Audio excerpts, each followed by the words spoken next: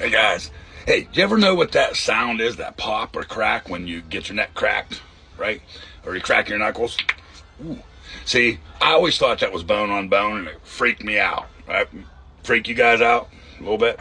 All right, so all that is, imagine two suction cups and you start pulling them apart. That's what happens, okay? It's just opening it up and that joint allowed to move just a little bit. It's not bone on bone. It's perfectly natural, just a release of gas.